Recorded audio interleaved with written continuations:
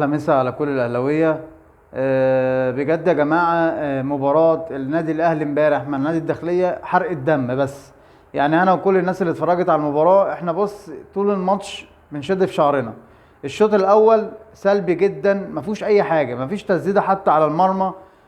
عماد السيد لا عارف تباصي كورة ولا عارف تمسك كورة ولا في أي حاجة تنم إن أنت بتلعب كورة أصلا.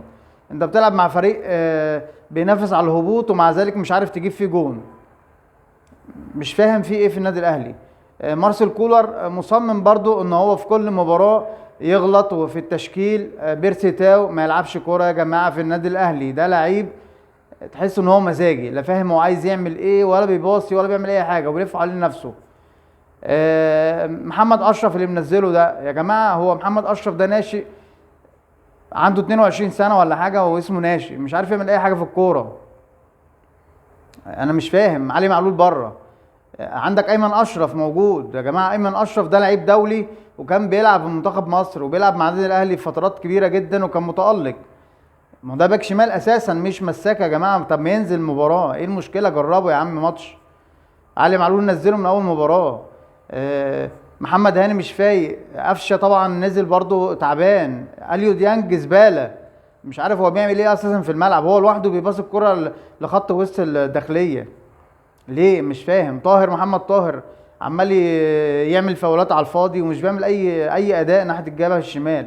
ولما اتنقل في الشوط الثاني الجبهه اليمين ولعب هنا وهنا شويه، ما فيش اي اداء يا جماعه.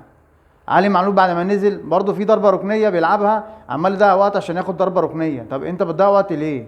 حتى لو كسبان ما تلعب ماتش عادي. احنا مش فاهمين في ايه في النادي الاهلي يعني. انا مش عارف بيتمرنوا على ايه ولا بيعملوا ايه في المباريات او في الملعب. يعني مارسيل كولر مش فاهم هل هو الغلط منه ولا غلط من اللعيبه، بس اعتقد من اللعيبه، لان دي مش اول مره تحصل. حصلت برضو مع موسيماني، كان برضو نفس الاداء كده بيحصل وموسيماني بيشد في شعره بره من اللعيبه. فيا جماعه يعني النادي الاهلي طبعا لازم يفرض عقوبات على اللعيبه ديت، لازم يبقى في وقفه، لان كده انت الدوري كمان هتضيعه. يعني اللي انت متقدم فيه ده هيضيع. كان امبارح الاهلي لو كسب هيبقى 43 بونت، هيفرق عن اقرب منافس ليك اللي هو بيراميدز وفيوتشر. مع ان ليك ماتشين متاجلين هم 38 بونت. بس احنا مش عايزين نخش في حسبه يا جماعه، عايزين نخلص من الدوري ده. احنا بقالنا سنتين بنضيع نقط غريبه في الدوري. مش عارف يعني. هو لاعب برضو ما هو احسن حد لعب حمدي فتحي. محمد شريف يعني الى حد ما بعد ما نزل، لكن طول المباراة احنا مش شايفين اي اداء النادي الاهلي.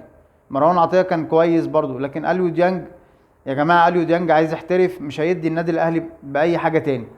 هو بيلعب كورة غريبة، بيلعب كورة محدش معاه اساسا، بيباص الكورة غلط للمهاجم بتاع الداخلية، للمدافع. مش فاهمين في ايه. رامي ربيعة يا جماعة المفروض يمشي. رامي ربيعة ده في كوارث بيعملها من ايام بطولة 2020. كان بيعمل حاجات غريبه قصاد النجم الساحلي وغيره وغيره وغيره. ازاي المهاجم ياخد الكوره معاك؟ انت بدل ما تاخد الكوره، يعني المهاجم جاي له الكوره، انت بتطلع تطلع قبليه بتاخد الكوره منه بتسبقه علشان تاخد كورتك. مش المهاجم ياخد الكوره ويلف بيك وانت تروح في حته هو يروح انفراد بالشناوي. ازاي يعني يا جماعه؟ ازاي انت باي حق مدافع يعني؟ ده الف ب كوره للمدافعين، تغطي تضغط عليه يا عم، حلق عليه ما يعديش منك يعني. خده خليه هو قدامك، مش هيعرف يجيب جون ولا ينفرد باي حاجه. فيعني احنا امبارح بصراحه اتحرق اعصابنا، ومش عارفين الدنيا هتمشي على ايه. احنا عندنا ماتش اللي جاي مع القطن هنا لازم نكسبه علشان تنافس في افريقيا. ما يبقاش الدوري وافريقيا والدنيا الاهلي من ساعه كاس العالم للانديه وهو في حاجه غلط. مش معقوله اجهاد يا جماعه. طب السنه اللي فاتت احنا قعدنا اللعيبه كذا شهر راحه سلبيه، كنا بنلعب بالناشئين. قلنا السنين اللي فاتت كان في اجهاد اللعيبه في مواسم متواصله، واللعيبه ما خدتش راحه سلبيه. طب السنه اللي فاتت اللعيبه كلها ريحت. طب احنا عايزين نشوف حل في الموضوع ده. فلازم يبقى في وقفه من النادي الاهلي مع مارسيل كولر من تغييراته، ونشوف لعيبه يا جماعه جديده. يعني بيرسي تاو لازم يمشي. اليو دانج سيبه يحترف. القندوسي لعب الى حد ما امبارح برضو كويس، مش وحش كبدايه. مجدي قفشه طبعا برضو ما علامات استفهام كبيره جدا عليه، باصات مقطوعه، يعني صانع العاب. يا جماعه صانع العاب النادي الاهلي مش عارف يباص الكرة، بيباص الكرة غلط، بتتقطع منه، بيعمل ميس باص ازاي يعني؟ اما المدافع عمل ايه يعني؟ انت تجيب مدافع يعمل ميس باص، لكن هتيجي تجيب صانع العاب يعمل ميس باص ليه؟ ازاي يعني؟ وبعدين يعني لا عارف يلعب ضربات حرة ولا بيشوط ولا بيعمل اي حاجة يعني. يعني نشوف ان شاء الله الاهلي يجيب لعيب، احنا عايزين مهاجم صانع العاب على مستوى عالي يشيل الفرقة. يعني شفتوا صانع العاب سان داونز جايبينه ب 3 مليون دولار، حاجة خرافة. مهاجم 2 متر بيجيب اجوان، صحيح بيضيع بس بيجيب اجوان، بيلتحم في كل كورة. لكن انت تلعب لي بيرسي تاو مهاجم شوية، شوية تنزله صانع العاب، شوية تنزله جناح، مش هديك اي حاجة. هو الوحيد اللي كان شغال امبارح كهربا عمل ماتش كويس وجاب جون وبيتحرك.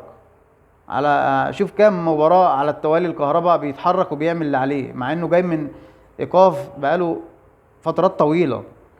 فيا جماعة ان شاء الله النادي الاهلي يعني يفوق شوية ان شاء الله لما يتحسب عليهم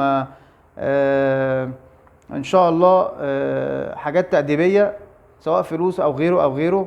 ان شاء الله الاهلي يقدر يرجع مرة تاني. لو عجبك الفيديو بتاعي تعمل لايك واشتراك في القناة، فضلا منك طبعا، مش امر عليك. وان شاء الله هي قناتي دايما بتدافع عن النادي الاهلي. انا اهلاوي ودايما بدافع عن النادي الاهلي اللي انا شايفه احسن نادي في الكون كله، وهو نمبر 1، مش في مصر بس، مصر والشرق الاوسط وافريقيا، وربما عالميا بعد ريال مدريد كبطولات يعني. شكرا لكم.